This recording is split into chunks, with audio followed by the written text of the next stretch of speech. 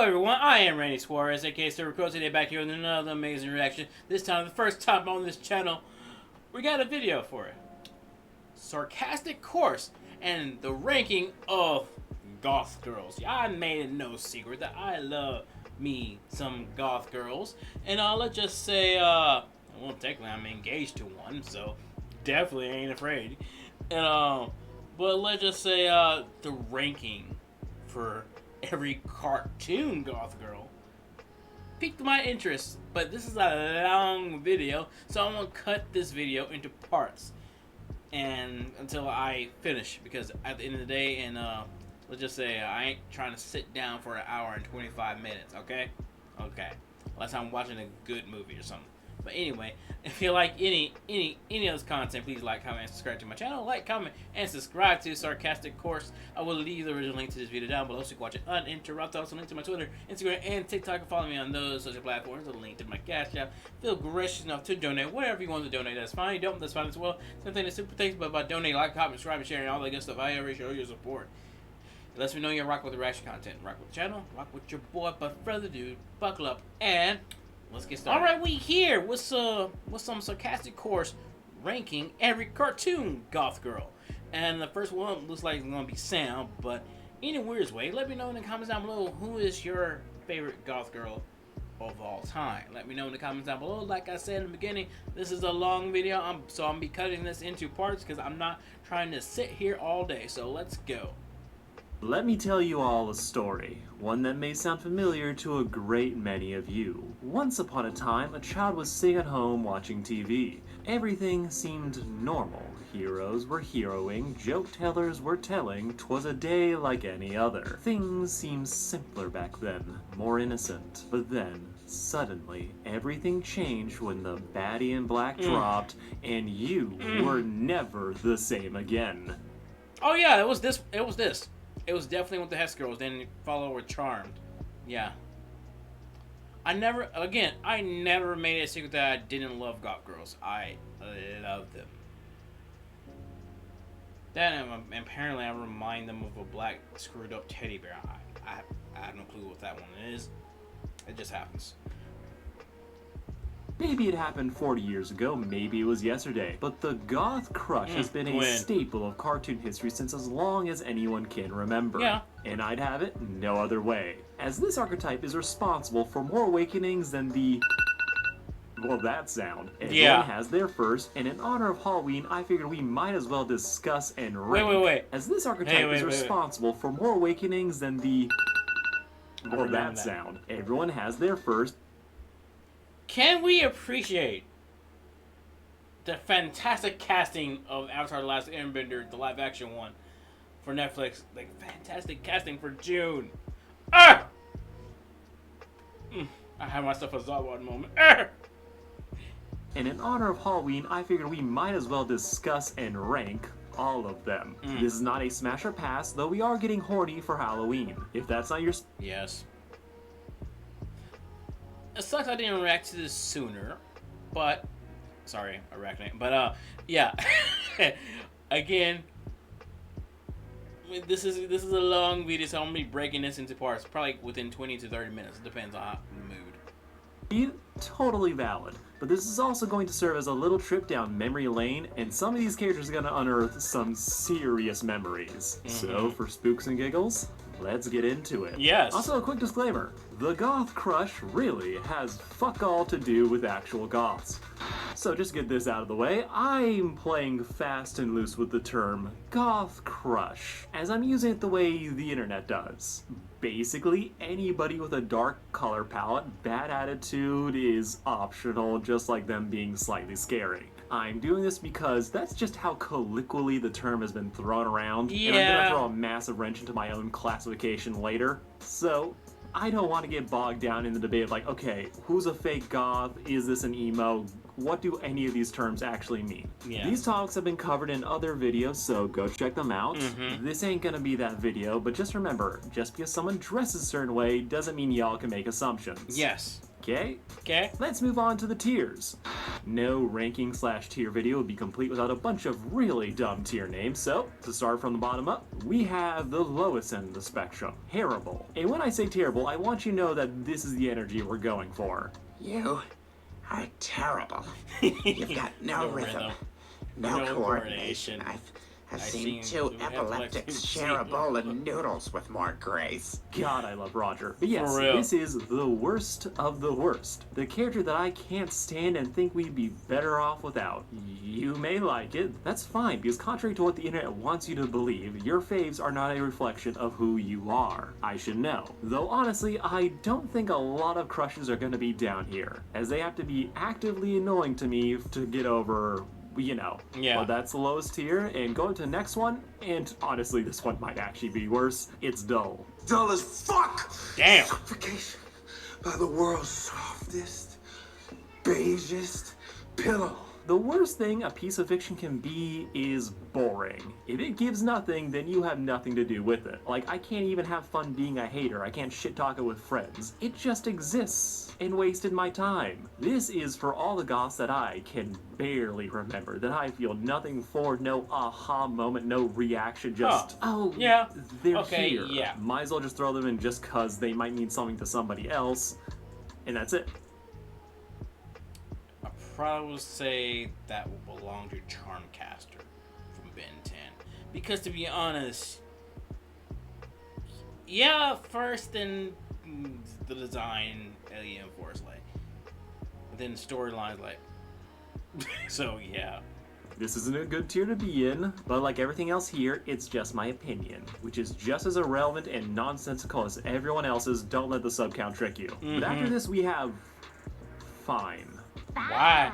It's fine. Fine. This ain't fine, this is just fine. It's okay, it's not aggressively nothing like dull, but it doesn't promote enthusiasm either. They're just There. here. We'll Okay, acknowledge each other on the street, but nothing more is happening after the fact. I'm not going to think about them again. It's live and let live territory, as we don't really need to have an opinion on everything. Sometimes something can just be fine. Next is See the Vision. Hey, that's pretty good. This is where things start to get interesting. I'm still not fully repping it, but I can absolutely see why someone else would. Yeah. It's mid in its most positive sense, being above the worst, and has the potential to be better. Or just be someone else's cup of tea in a way that I fully can see. They are solid. And the next tier is Respectfully. Like, actually respectfully, I need to make this clear. Just gonna roll tape. Let's be honest, a lot of the characters here are coming from children's cartoons. Unless my crush on them comes from when I was a kid, I am going to avoid any and all headaches like the plague. The only reason some of them are even on here because, well, She has to be here. She's a pioneer. this is just Using Mall's World. Okay. the PG list. Moving on. Next up is Disrespectfully. Okay, now hear me out.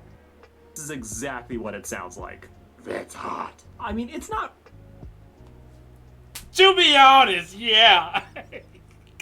really, but yeah, a little bit, yes. Disrespectfully just for, okay, yeah, the crushes. They did something for me I saw, I liked, would like again. We all have that one character that looks so cool that we wish they would show up again, and in some cases, it actually would work out. Other times, it's just like, damn, that is a really good character design. And we would look up more in fan art. Because yeah, they can be a little bit bad. Y'all are gonna be hearing a lot of justifications. But after Disrespectfully, we have yes. As in, Yes! I really just want to use. Oh man, we're spending what? 5, nearly 6 minutes on just a tier list. This clip a lot, but this tier is for the best of the best. Their glory will not be denied. It can be debated, but I can walk into any convention and probably find at least 30 stands in the lobby alone. They just have that kind of pull. Is it a cult? Probably. But in a tier video for goth crushes, we gotta admit the reality of the situation. People will have these characters saved for reasons. And I'm only gonna give some of it a pass, as we all remember our first crush, and the show won't specify shit because that would make them less marketable. That said, these are the greats, but they're not my personal faves. No, to be in the actual top tier, the peak, you gotta be one of the ones that changed me. This better not awaken anything in me. They did, and I'm thankful for it. Okay, these are the tiers. Rants are coming. Let's get into it. We gotta start with one of the 2010s' biggest icon, the legend, who has yet to beat the allegations, Vanessa. Hey, how's it going? Now, I've done a video on Vanessa before, mostly pointing out the weirdness that she's a college graduate dating someone who just got out of high school, and she's known him since he was minimum 11. This was a little bit weird. But I also get why it's in the show, as Vanessa is meant to be the young man's fantasy. Hey, sweetheart, how'd you like to take a ride on a real bike? She's 16! To be blunt to the reality of the situation, most everyone has had a crush on someone older than them at some point in their life. Meaning it's not a surprise that this pops up in media. Do most of these appearances tend to be guys crushing on older girls? Yeah. Because most of these writers are dudes. And if you want the reverse of the story, well, they're not in cartoons, but check Book Talk and you will find so many recommendations. But to bring it back to Vanessa, she represents just that idealized fantasy of the cold, aloof crush who seems so mature, cold from a distance, only for her to be pretty nice when you get to know her. Personally, I think Vanessa is mostly okay. Love her relationship with her dad, and being voiced by Marceline is a massive plus, but honestly, that trench coat is doing most of the work. I don't think I was young enough for this really to dig its hooks in me as it did for other people. My actual reaction when I first saw her was like, damn, this is gonna awaken somebody else. I just wasn't one of them. But she passes the fit check, so I'm gonna be nice and say disrespectfully. Moving on to a real throwback, we have Malaria from The Grim Adventures of Billy and Mandy. You mean you can tell when someone fakes? Trust me, I know. Malaria, and yes, that is her actual name, is a lover of the macabre who ends up becoming Death's lover, failing to realize that he isn't some overly enthusiastic cosplayer, he is the actual Grim Reaper. Malaria is alright given the art style. She's not around that much, so you can't really build up a great presence. Top that off with the fact that she's hitting kind of the stock gothic woman that would be inspired by likes of Morticia or Elvira, making so that once you've seen one of them, you've kind of seen them all. So I can't rank her too highly, as we have better versions to talk about later down the road. So I'm just gonna put her in fine. She's not We Have Goths at Home, but you'll find a new obsession really quickly. Kind of like Velma Green, the Spider Queen. My rightful place, true reaper. Okay, I do have to say if this is somebody's, then again I can't talk too much because at the end of the day I do have a poster of Arachne from my Living Day with Monster Girls on my wall, so I can't. I was about to say something, so yeah. I'll also be getting married. Maybe it's the alliteration, but I've had that woman's name on my tongue for years. A former classmate of Grimm's who had her scare up, Velma swore revenge after a misunderstanding where it seemed like he screwed her out of her job. And after that, things actually just kinda laid low. Velma took her insulting nickname and started wearing it with pride, becoming an actual queen, and I aspire to her levels of dramatic. As she let things lie low, but why just go after your enemy when you can wait till your wedding to finally kill him and start that new chapter in your life? Nothing but respect here. And I'll hate Billy forever for screwing his son out of marrying this woman because he hates giant spiders.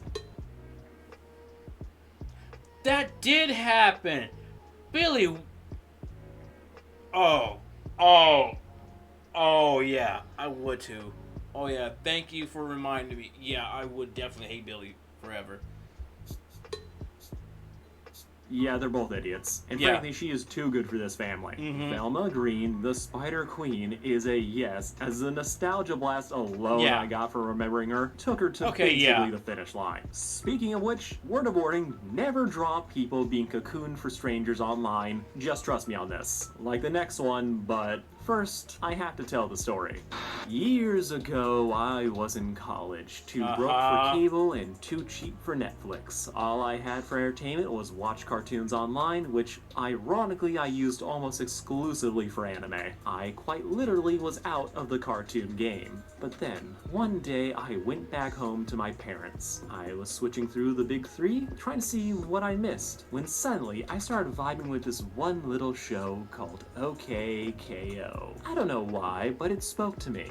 Maybe because it felt like the first cartoon that I'd seen in a while that truly felt like it was made by people who also watched too much anime. But one episode after another, I kept getting into it. I really enjoyed it. But then, we had a special episode. One that was less shenanigans and more reveal about one of the characters and their backstory. We found out how they grew up as we watched the boys follow their co-worker back to their home, where we found out that Enid lives in a creepy, haunted mansion. She wears a witch costume even though she claims to be a ninja. I honestly was intrigued. I wanted to see what was gonna happen, and then her mom showed up. Enid's mom is a hot vampire. Yes! Yes! Oh my lord, I remember! Oh, and the weirdest thing is, I brought this up to my friend Neil because she wanted cosplay as a hot goth mom. Oh, yes! Oh, okay. Oh, alright, we're getting somewhere. TLDR, I was not ready for KO's game. Still didn't know shit, but I knew the fan art for this woman was going to be a lot. A lot is an understatement. God damn. I mean, if I had a button that instant Zarbra mode, I would push that button to oblivion. And I was already suspecting, given that she's the main girl and the art style, it's giving a lot to the lower quadrants. But if Enid has that One Piece look, then her mom belongs with the Mrs. Incredibles of the world. This kind of changed me. And less of a whole way, and more like this episode alone got me into watching OKKO, which got me back into watching Cartoon Network. I owe this woman a lot. Plus, she's a monster fucker. Enid's mom is a hot vampire? And her dad is a hot werewolf? Oh, what, you thought there was gonna be all women here? Nah, we're leaving nothing off this table, motherfuckers. Enid's dad, Bernard, is honestly hilariously attractive, but the reveal of his human form and how it's treated just needs to be applauded. As it pretty much speaks to everyone. Whoever saw the beast turn back into a man and immediately say, ooh. That's nasty already. What the fuck? We're 4 seconds in and that's nasty. Sir, I'm sorry, but you somehow were able to make handsome boring. Please go back to looking like you have a personality. This is the joke of Bernard. We keep being warned he can't go out into the moonlight despite being a werewolf, and we find out the reason. He turns into a human, and everyone in his family agrees that this look is an L. But this man is a yes. Also, while we're here and already banging the rules of who's going to be on this list, Turbo Rad and Turbo Enid. I'm going to be controversial and say that Rad wore it better. Disrespectful for the both of them. Y'all need to watch the show if you haven't already. OKKO, it's amazing. The only hiccup here is that you have to buy it from YouTube or Amazon since Discovery is run by hacks. And I would never publicly support piracy. Feel free to check my record at this time code. Now to move on from the L that is the current state of the animation industry, let's talk about a prior one, Clone High. The girl is interesting, and I'm not going to ignore it. If I want you. You want me to what? Now, my dear viewers, I have a confession to make. I've never seen the original Clone High, and I've been... Don't blame me, I haven't either, and I think I don't want to. I'm not really sure. Should I? Should I? Let me know in the comments down below. Should I? Tending for years on so many Discord calls. I know literally every other cartoon YouTuber will gas this show up like it's the second coming, but I never got around to it. Saw a couple episodes of the reboot, which was okay. But since I know so little, I'm gonna have to base my uninformed opinion just purely on vibes and the fact that Joan is part of a love triangle, which See the vision. Okay, Joan see seemed the chill vision. when she was tongue deep in JFK. However, wow. I think the real deciding factor is this show's art style, which was so good that it was ripped off wholesale at the studio's request by Total Drama. And if it's good enough to be stolen, its vision is worth keeping. Yeah, Moving on now okay, to yeah, the he's worst right. icon fixer I've seen in years. I know, just... Hey, I love me Jinx. I love me some Jinx. I got confused, that's all. No ma'am or sir or other, Jinx doesn't need you. She needs meds, a support structure, and 1,000 hours of therapy. This local traumatized child is from Arcane, a show so good it is shocking how it was inspired by nothing else. Don't bother looking it up, only pain and regret will follow. And in this show that stands on its own, Jinx is a standout. She has less of a fall from grace and more like the worst timing of anyone that has ever lived. The gods, Father Time, anyone is basically checking their watch for just how perfectly wrong everything always goes. Yeah, and the weirdest why I said this, surprisingly, as a person, one of my friends who love V, surprisingly agreed with me when I said this. And don't get me wrong, there were kids when this happened. Yes, it was Jinx's fault, but at the same time, calling her you are Jinx and everything, it basically traumatized her completely. And I get it, they're kids at that time when that happened. But certain things that happen in childhood will stick with you as an adult and will probably never really go away. Trust me. Me not liking, and this is something about myself, me not really liking Christmas stuck with me. And that's a story for another time, but yeah, things could have been differently if V handled the situation differently. But again, they're kids. She was angry, and freaking Jinx was like, she didn't know what to do. It's one of those things, it's a weird conundrum. Attempts to help end up killing her adopted family. The man who ends up raising her only has one piece of life advice, and that's being too petty to die, and not something more practical like dodging bullets. Who could have guessed giving a schizophrenic a machine gun could go wrong? Yeah. Definitely not that guy. Also, to join the herd, I do ship Jinx with Lux. The art is just too good. Yeah. And I think I'm gonna put her in disrespectfully, as I've used this one piece of fan art for like 3 different D&D characters, and at this point, yeah, it just fits. Next on the docket we have... oh, this one's gonna go over wonderfully. Gwen, you have to treat a car like you treat a woman. Go on. No. Now we could have a debate about Kevin's goth credentials, and we'll get into it later. The Himbo Brigade are already trying to call this a steal, but by my personal standards, I love me a man who can do both, and this one certainly can. As Kevin that's facts. Goofy one second, only to be an angsty spiral the next. Wait. I thought this was... I just thought about it. I thought this was goth girls too. So we counting goth guys too? Alright, I'm in for it. Perfection. Also, adult Kevin from the original show, rent-free in my head. Though to clear up some things, yes, Kevin was a certified child menace who grew up to be just a young entrepreneur. If you're wondering what changed, prison. No, like seriously, he mellowed out in prison after finding a father figure. Only man in history that this has worked out so well. However, once he was back on Earth after... Daddy Dearest got shot, he became Han Solo. Joined the good guys, Gwen started banging him, then he went evil again because of the plot. I think we have to put him down. Yeah, that's not gonna happen. Kevin himself doesn't have a bad look, though I'm partial to the heavy metal ones, so I'm gonna mark this as a strong disrespectfully. Okay, yeah. Speaking of redesigns, what the fuck did they do to Charmcaster? Don't tell her, you simpleton. Hey, give me a break. My mind's a blank. You see this? Yeah. This is great. Very demure, very mindful. We're not trying to show off, we're giving villainous magical girl on a budget and killing it. Then we hit a time jump and get one of the worst downgrades in animated history. Get that shit out of here! Like, how did they fumble the bag this hard? Say what you want about Alien Force's art style, and I will. It overuses black so much that stuff just becomes impossible to see. Shit will blend together. As a person who actually do enjoy Alien Force, Yeah, I have to agree. Yeah, it does. And I think his next point is about to say why they look alike. Gwen had the same face minus the hair and some makeup. However, all that aside, this is kind of the worst thing that this series did, as she now looks like an off-brand Doctor Strange villain. This is we have a purple witch at home, and you know it's bad when out all the designs in Omniverse, the follow-up series, they throw everything about this in the garbage except the logo to go straight back to the original. Thank God. She's going in disrespectfully. Now to talk about another icon, Death. I think it's really funny that there's so...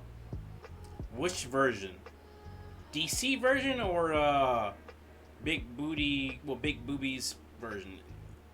Surprisingly, I'm more a fan of the DC version. Many characters name this, you have no idea what I'm talking about. The one from the Sandman. Yes! Oh my god, yes! Love! Oh my god, yes! Oh man. I still need that portrait to be made, like towards the end. I don't know if he's gonna show it, and I might show it somewhere right here or something. I think I need to find it. But anyway, I would still love to get that as a portrait somewhere, like and have it in my room. I would love that. Oh my god, yes.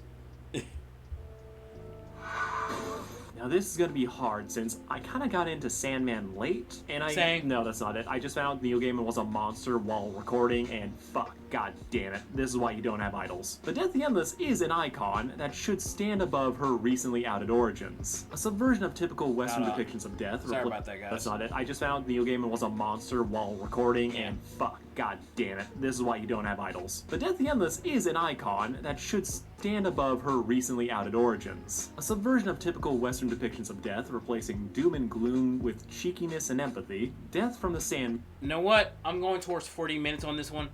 I gotta see more. I know this is gonna be a long video, like, and trust me, it is. But anything for the goth girls. Is a friend, treating all people equally and shepherding their souls to the next stage of existence. She is also killing it fashion-wise, and also finding time to verbally murder her dumbass little brother, who's a dick. You know, I could rank Dream, and I will. He's terrible. Amazing character, and I adore this series despite, you know. But I'm not gonna let the fact slide that he sent his ex to hell for having the gall to not want to marry him. Like, wow. That's Greek god levels of petty. So kind of... Not just petty. Like, stupid, like, childlike. Perfectly. Also, Death is going and changed me. As she didn't fully change me. I think she changed the game, and we have to tip our hats to a legend. Even if in some cases it would be better described as infamy. And I'm only talking about fictional people. Fuck Neil Gaiman if everything is true. Though it is insane that this man will somehow get less hate than a teen girl who's just guilty of being too preachy. We're talking about Sam for Danny Phantom. Yes.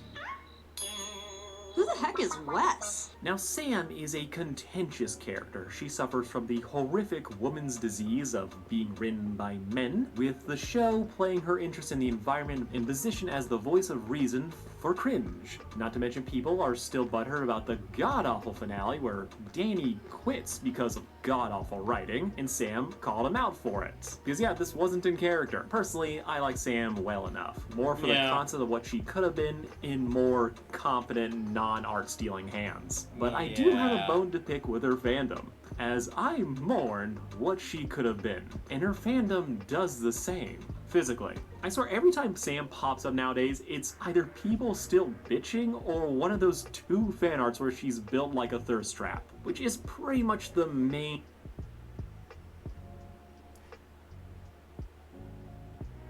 Okay, what she could have been, I understand. As a person who basically watched Danny Phantom as a teenager, y'all do know that she is still a freaking teenager. But okay. Place she pops up on my feed, which I'm willing to live with people sexualizing adult versions of teen cartoon characters. The practice is problematic, probably, but it's leagues better than the alternative. But the chokehold this art holds over its fandom needs to be broken, as it sends the message that people remember her more for how she made them feel than who she actually was, which is messed up. And the point of this list, the Plant episode was insane, yes. On the bright side, at least all this nonsense allowed her memory to stay alive, which is something that not a lot of characters can say. R.I.P. to all the characters whose names you just can't remember. play the song. Amber.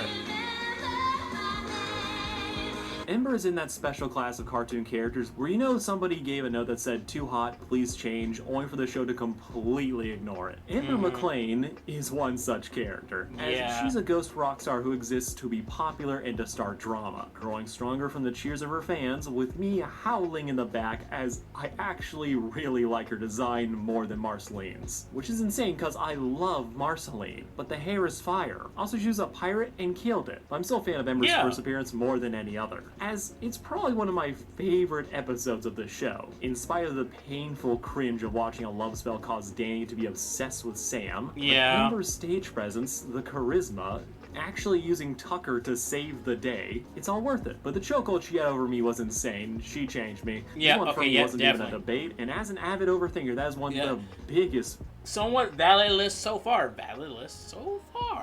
Someone on this list can accomplish. Speaking of feats, if you remember this next one, you're a legend. You sold your after-school and weekend soul to Hades? What were you thinking? I was thinking about Icarus's puckered lips. Hercules in high school is probably the best thing Disney ever did with this franchise. Allegedly taking place during the training montage, Hercules, it turns out, got sent to a school as we needs shenanigans, and we can't have media condoning apprenticeships. There he befriends a cokehead named Icarus and Cassandra, seer of the future and unfortunate recipient of the cokehead's affection. Now, maybe I'm basing this off the fact that she would rather sell her soul to Hades than let a future happen where she and Icarus kiss, and I honestly think that is 100% valid, as that's a level of spite I respect. See the vision she goes. Also, the real reason I wanted her on this list is so I have an excuse to play just this one clip. Curvy? A little more curvy? Okay, that's curvy enough for you, young man. Her crawl so Hades the game could cook. Alright, next we have another throwback. One that could potentially get me some flack. But thankfully the dichotomy between guys and girl shows is dumb, so I'm just gonna freely admit that I was a huge fan of the Winx Club. Okay, that's fine. I wasn't, because I never really watched it. I actually never really watched the full Winx Club anyway, so I can't really speak on that. But no, that's fine. Dude, this is a guy who watched Totally Spies and iCarly, so. The stim from that opening alone was enough to have me seated, but the tricks definitely helped. Are we there yet? You're kidding, Stormy. You're actually going to start witching now? The tricks are the mean girls to the good ones. Evil witches trying to steal power so they can rule the world with some other generic evil bullshit. This show is honestly kind of a blur to me outside the fits and random memories that have stuck with me for no reason. Like this one time a guy named Ribbon thought his girl was cheating on him because of the way the camera was angled. Like even 8-year-old me couldn't believe how dumb this shit was. However, what has also stuck with me was the tricks, as they were pretty much early Heather to me. A set of villains that I love to hate and look great while doing it. They unfortunately ended up becoming henchmen for most of the rest of the series, and mostly to men. Now we could take time to unpack all that. Instead, let's talk about what the fuck happened to the show's look. Oh god! Like, this is giving Bratz commercial. Which, wait, hold on. Oh my god. I think I owe Charmgasser an apology. This is rough to look at, which is ironic since they all look like they're made out of plastic now. And there's only one true way to gauge is how badly I think I prefer the previous design. What happened? Whole thing fucked up. You have to see how they drew Ribbon, which, oh shit. Somebody turn off the sandblaster. This man doesn't have any edges left. You can't do that to the man. He's the edgy Lancer. If he's not hot, then he's just some asshole. Okay, this section is out the tricks. Icy lose some points for the name, though she might have the best design. See the vision. Darcy is my favorite, so yes. Weird that we have two major villains named Darcy, and Pride and Prejudice, that's all I can think of for the name. Stormy is disrespectfully. Ribbon goes in fine. If he's your first, I get it, but he's the most broken of broken records. He's Raphael, but worse. Though at least he's memorable, which can't be said about the rest of the men in this series. Minus Valtor, you gorgeous shoujo villain-looking motherfucker. See the vision. Next up is Uzi. Uzi, please sit normal. Fight me. Uzi goes in respectfully as I have a friend like Uzi anyway, so. too scared to put her anywhere else. Yeah. She's what if Hot Topic was a person, and we love her cringe little self. Yeah. Time to move on to a hill I'm actually prepared to die on. Kristen from Symbiotic Titan. Really? Okay. Hey. Symbiotic Titan is one of my Okay. favorite shows of all time, and not just because it got taken And it's a shame that he never got his flowers. Or another season.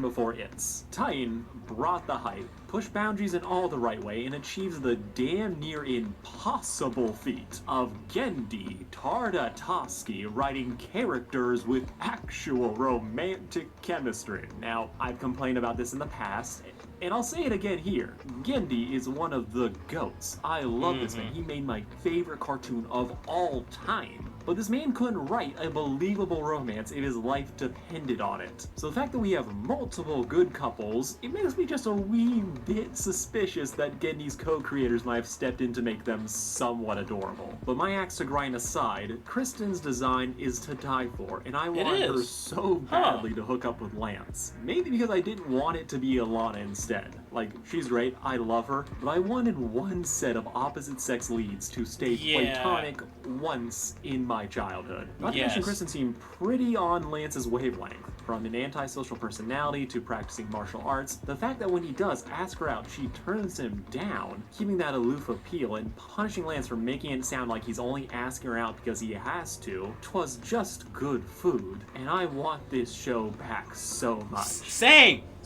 Kristen goes in disrespectfully. Yeah. Now, to talk about Lance. Care to tell the class a little bit about yourself? No. At this point, you may have noticed a pattern in the men I've chosen to include in this list. Now, outside the ones that are here just because beautiful, I seem to be gravitating towards a certain kind of edgy boy. This, edgy bad boy, isn't just a matter of personal taste, but a theory on the nature of the goth crush, and how it is just the male version of obsessing over bad boys. I'll save you from the pirates. No, it makes sense. Look, I know this is gonna hurt to admit, but with how poorly defined the term goth crush is used, I think it's time we cop to the reality here. When people use it, they mostly are talking about characters who just wear black and find hot. You want me to prove this? Which is not much of a goth crush, he's just a person who just wears black. Shigo is pretty much on all of these boards about the goth crush, and she's just a supervillain. And if you think that's debatable, debate this. Raven isn't a goth. She's just snarky and depressed. So, my psychotic take is that the goth crush fulfills the same cultural niche as the bad boy. Both get coded as outsiders not beholden to the same social standard, with over 1,000 years of Christian programming leading to sex equals bad, leading to the only characters that are allowed to have sex appeal being the villains. We're going, yeah, okay, bad guys can be... To be honest, in the live action of Kim Possible, yes, I watched it once and I regret it. Surprisingly, Draken and Shigo had the better design, but at the same time, they look like they belong in a certain adult film company. Best way I can put it. Sexy, that's just accepted. However, then we kind of had a mutation. Whereas people who probably don't know much about goths, or just didn't dive too deeply into it, instead relying solely on the aesthetic.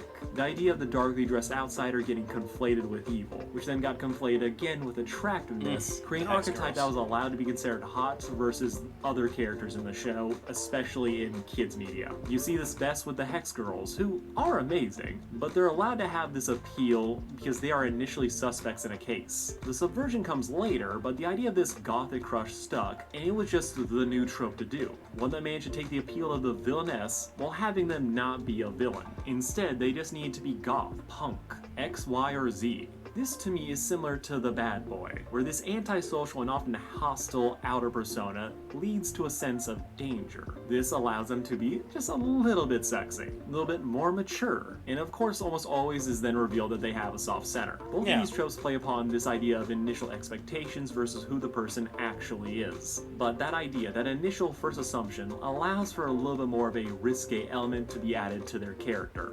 Hence why so many people associate these types of characters with their first crushes. And to be clear, these... Wait, who's first crush? Who? Ladies, in the comments down below, your first crush is a mama's boy? Like, literally Sephiroth? I mean, the guy is cool, don't get me wrong, long, flowing, waving hair, but y'all first crush is a mama's boy. Okay. Alright. Tropes aren't gender exclusive. There's a lot of crossover in these trenches. And this is why, going forward, I'm just gonna call this what it is. To be in this list, it's based almost entirely on vibes. The angst is also optional. Though the angst is why I love the fuck out of Lance, who is a yes for me. Okay.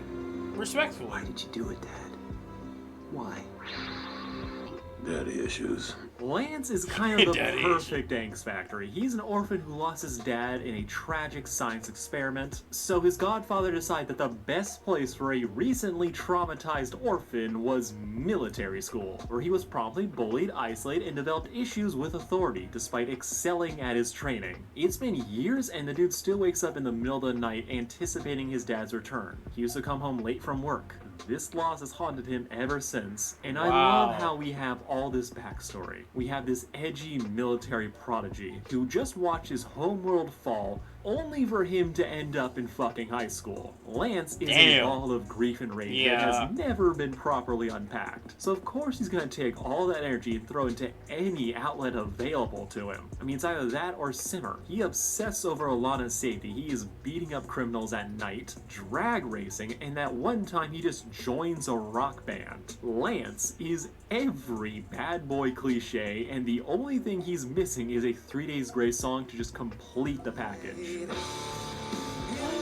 Oh, come on, can't do that. I want this show back so badly, as that one villain in the show is clearly his father. But to move on after this, we have a real goth from Total Drama. Okay. Don't start freaking out, Ennui. We'll find him. Truth be told, I've never actually seen Ridiculous Race. It's like the one season I've decided to skip, along with a couple others. So I'm judging Crimson and Ennui just entirely on vibes, which... See the vision. Yeah, they committed hard, and I'm sure the show mocked the shit out of them for it. But the look is solid. Moving on, the next one is gonna need a warning put in front of it, as this might not be okay for all ages. Guys, if you're over the age of 23, this might be a hazard to your health, so you best sit down. 31. Ready? Play the opening.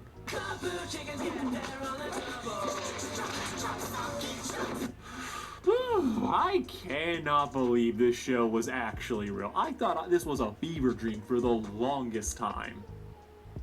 Me too. Me too.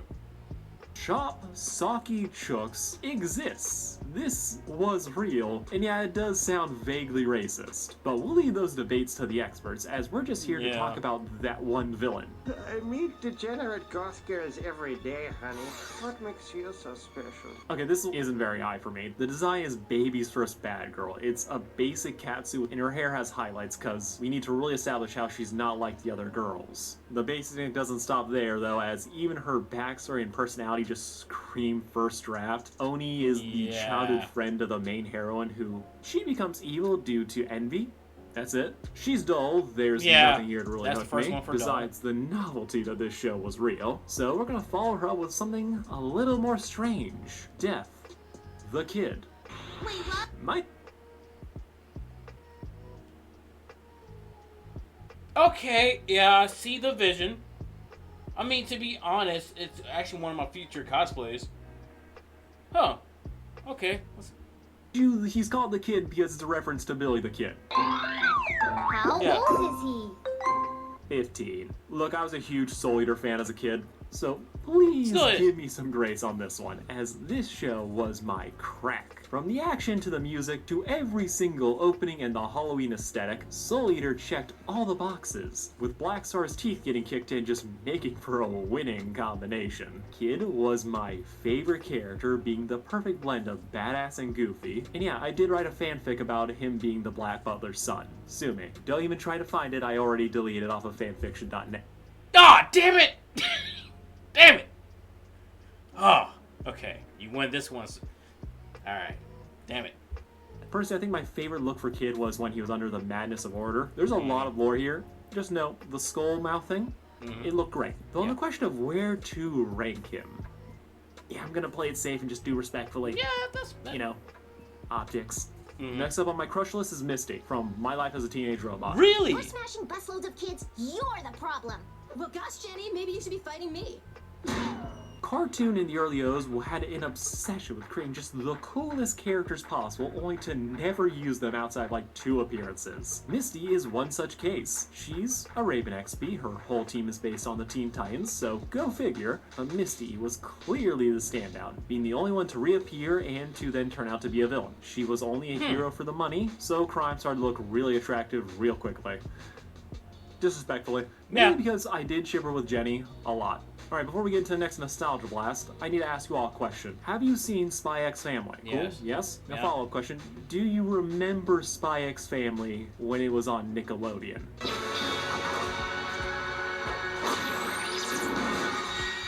Between this and the replacements, there's just a whole era of cartoons where shows would just pop up for 2 years, then get buried in a ditch with no notice. Now, you kind of see why. The X's, it was solid enough. I think I mostly remember this one because it has Patrick Warburton in it, and it also looked like the Insurance Girl. You know the one. But yeah. To the actual topic at hand, we have Tuesday X. Tuesday is the punk daughter of the family. If you can think of any rebellious daughter tropes, she's probably done it. Yeah. She's kind of basic. Love the green hair, but sadly the most memorable thing about her was her kind of cute romance with the nephew of the main villain, which is very on brand for me personally. That's the thing I remember. Tuesday though, she's fine. Also, she had a goth friend named Anastasia, also fine. But after that, we have something a little bit better. Raven, Queen from Ever After. Young narrator, excuse us, but things are happening fast down here.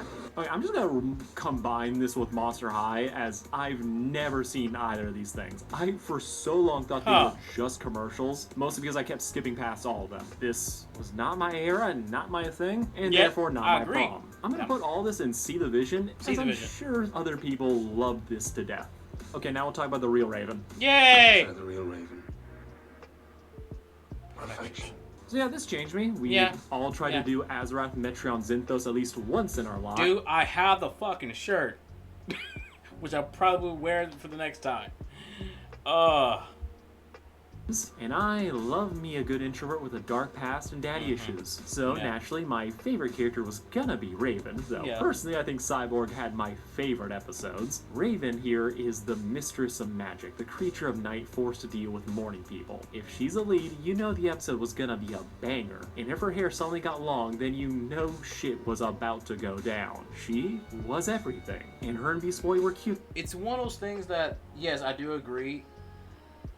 When he's saying, when it comes to Raven, is especially I love the interaction with the whole thing when they did face Trigon, but it's that before all that, the interaction with her and Robin, like Robin playing the big brother figure to her, to knowing that, hey, I'm not just your friend, like I'm also here when you're time in need. I'm here. Together, in spite of the fact that they were meant to come off like siblings. But the mind does what it does, and this ranking was to be expected. So let's move on to something a little bit more random. Courage the Cowardly Dog was a show about a dog saving his owners from the most unhinged freaks imaginable. And our parents let us just watch that shit because they had better things to do. Not saying it was neglect, but I think we all came away with at least one mental scar from this show. Though to bring it back to the horny, the Black Puddle Queen, and normally I'd have to hem or haw about the mouth, but thankfully I have a perfect clip for this. I sure am. Jackpot! This siren led men to their death, and she already has my seal of approval for trying to kill Eustace. He was mean to dogs. That's all you need to know. And that dog has anxiety. He is a fucking monster. Disrespectfully, she goes. Switching gears, Debbie from American Dad. Let's hang out sometime. Did you hear that, Roger? How Debbie didn't say hi to me? No, I didn't. I think the most unrealistic part of American Dad isn't that there's an alien in the attic. No, it's that a teen boy with this singing voice can't get a girl. Gonna find another father like you. Now we No, we won't. No. Initially, this strange plot hole was answered by the fact that he was dating Debbie, who frankly was too good for him, but I still wish he kind of stuck around after the breakup. Yeah. As in a series that has leaned so much into being unhinged and having throwbacks, having one more straight woman in the cast couldn't have hurt, and I would take anyone over Grogu. Like, he's fine, but it's just more Roger. Debbie was just a nice presence that gelled well with Steve, so just gonna put her in respectfully as I thought she needed the shout out. Kind of like this next one. I call to order a meeting of the Midnight Republic. Before you ask, no, I still haven't watched Craig of the Creek. My watch list could raise the Titanic at this point, but I swear I'll get around to it eventually. Probably. You should go in respectfully, as it'd be insulting not to include them. Nope. Alright, let's stop this right here. Like I said, I'm literally over the 40 mark of me recording this. Way over that. But I will take a picture of the tier list, so I know where I'm at. But anyway, so far, solid list. Solid list. I cannot wait to get some more into this. So if you like any other content, please like, comment, and subscribe to my channel. Like, comment, and subscribe to Sarcastic Course. I will leave the original link to this video down below so you can watch it uninterrupted, and let me know in the comments down below who's your favorite goth girl. If you have a list, let the list fly down below, okay? But till next time, please take care of yourself, stay hydrated, stay safe, stay warm. Peace out. And little questions is everything they know about you.